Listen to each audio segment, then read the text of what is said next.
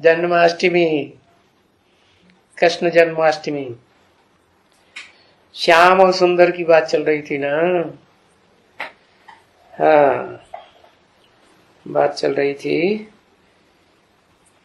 समझाने के लिए बहुत क्लियर है ये समझाने कि वो सांवरा और श्याम और सुंदर। पहले सांवरा फिर सुंदर। बी को लोग क्या समझते हैं और पीबी के लोगों की बुद्धि में क्या बैठा हुआ है, क्या अंतर है?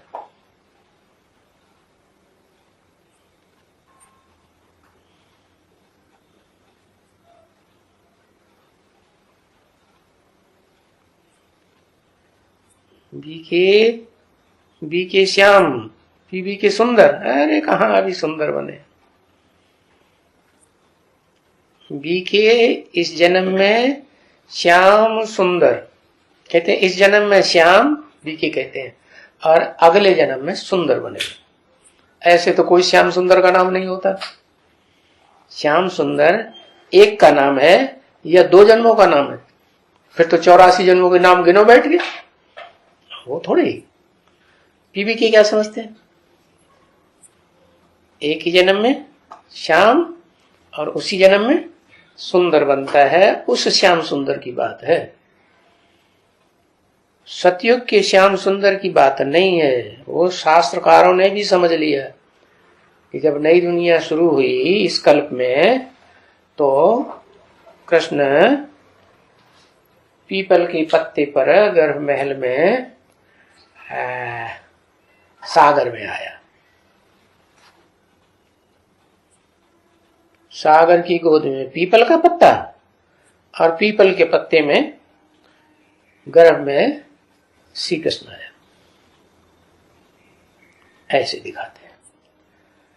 उन शास्त्रकारों को तो पता नहीं है कि सागर कौन है। बाप जिसकी गोद में पीपल का पत्ता पड़ा हुआ है, हल्की फुल्की नवैया।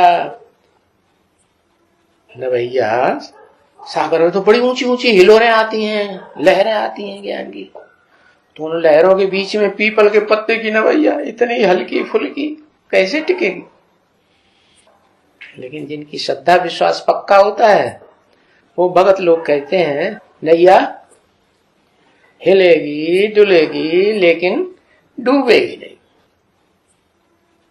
तो उसे ये पता नहीं है कि वो पीपल का पत्ता कौन है और सागर कौन है। वास्तव में ज्ञान सागर वो है जो धरणी को गोद में लेके बैठा है। क्या? और धरणी हो गई माता और सागर हो गया बाप। और उस धरणी को पीपल के पत्ते के रूप में दिखाई दिया है। कहते हैं पीपल के ऊपर भूत प्रेत बहुत रहते हैं। क्या? इसलिए पीपल के लकड़ी को कोई जलाती नहीं है। क्या? हाँ। और डर लगता है लोगों को, वहां पीपल की जड़ में जाके कहीं पेशाब न कर दे, कोई भूत प्रेत चढ़ बैठेगा। तो है ये कहां की यादगार? कैसे?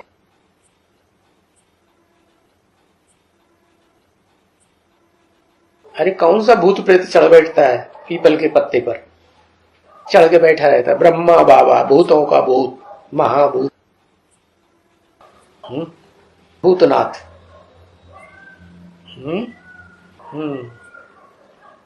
तो असुरों की देवी कही जाती है महाकाली। महाकाली के मस्तक पे चंद्रमा दिखाते हैं। तो वो चंद्रमा है ही ज्ञान चंद्रमा, जो कभी क्षीण हो जाता है, कभी संपूर्ण 16 कला संपूर्ण हो जाता है। क्षीण पूरा नहीं होता है, होता है अमावस्या के दिन, लेकिन वो देखने में नहीं आता। देखने में क्या आता है? जो दूसरे धर्म की आत्माएं हैं उनमें मुख्य हैं इस्लामी और मुसलमान। वो किसको ज्यादा मानते हैं? अधूरे चंद्रमा। उनके झंडा में भी वो अधूरा चंद्रमा दिखाया जाता है, तो उसकी पहचान हो जाती है। अमावस्या का तो देखने में ही नहीं आता, तो पहचान का सवाल ही नहीं। तो वो क्षीण होने वाला चंद्रमा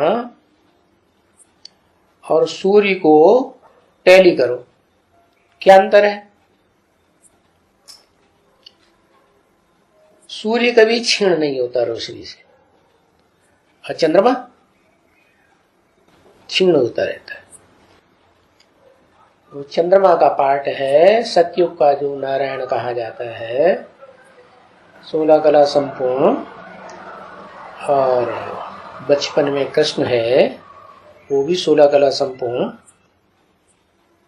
तो वो नीचे की ओर उतरने की स्वभाव वाला है, एकदम फुल रोशनी 16 कला संपूर्ण से नीचे उतरते उतरते कहाँ आता है?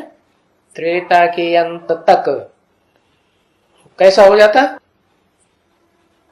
वही जिसको इस्लामी लोग बहुत पसंद करते हैं, चंद्रमा अधूरा। और वो अधूरा चंद्रमा जो है वो किसके मस्तक पर दिखाया जाता है?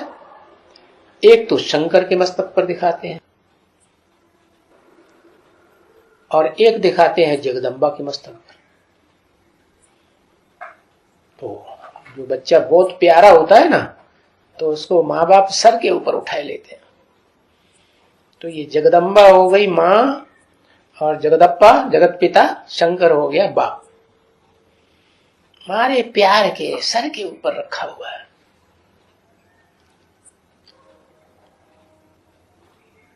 प्यार आ जाता है ना,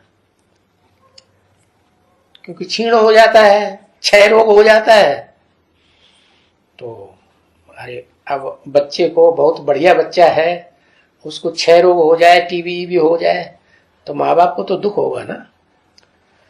बाप सबसे ज्यादा परेशान, मेरा बड़ा बच्चा क्या ये बड़े बच्चे के ऊपर जो पहली बार पैदा होता है, उसके ऊपर माँ बाप को इतना प्यार क्यों आता है?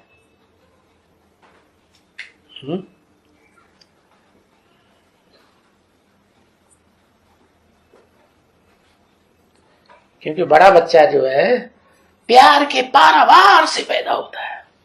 क्या? माँ को बाप के प्रति प्यार होता है, और बाप को माँ के प्रति प्यार होता है, वाह, पारावार नहीं।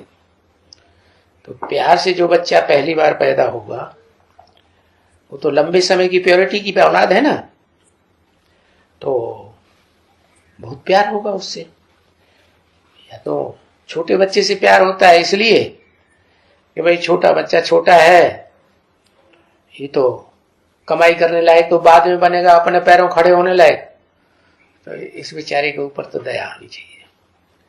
बड़े बच्चा बड़ा है, जल्दी बालिग हो जाता है, अपने पैरों खड़ा हो जाता है, कमाई करने लगता है, स्वाधीन हो जाता है, माँ बाप के ऊपर आधीन नहीं। तो भी माँ बाप को आस रहती है, किसके ऊपर? बड़े बच्चे हैं, छोटे बच्चे के ऊपर, बड़े बच्चे के ऊपर ज्यादा आस रहती है। तो ये जो सतयुग में पैदा होने वाला कृष्ण है, जो 16 कला संपूर्ण कला कहा जाता है, कलातीत नहीं, कलातीत में और 16 कला संपूर्ण में क्या अंतर है? अलग अलग पार्ट हैं या एक ही पार्ट है? अलग अलग पार्ट है। 16 कला संपूर्ण बच्चा है, क्या नारायण देवता है, और कलातीत वो तो भगवान का रूप है, भगवान सूर्य होता है कलातीत। अभी तो सागर बताया, तो सूर्य क्यों बता रहे? क्योंकि वास्तव में तो ज्ञान सूर्य सदैव डिटैच रहता है, और सागर तो सदैव अटैच रहता है, वो तो है प्रवृत्ति मार्ग का पक्का। क्या कल्प के आदि से लेकर के जो आत्मा है ना, मन बुद्धि, वो उसी में अटैच रहती है। किसमें? किसमें अटैच रहती है? उसको जितना प्रेफरेंस देगा उतना किसी को नहीं देगा। कौन सी माता में ढेर सारी माता है उसके लिए, तो अरे ब्रह्मा भी माता है, जगदम्बा भी माता है, वो तो जगत की अम्बा है। लेकिन जगत की अम्बा से भी पहले कौन है? कोई है? कौन? अरे तेरे को तो बहुत खुशी होनी चाहिए। हाँ, भारत माता जिसे कहते हैं, क्योंकि भारत की धरणी ही तो अनादि अविनाशी है।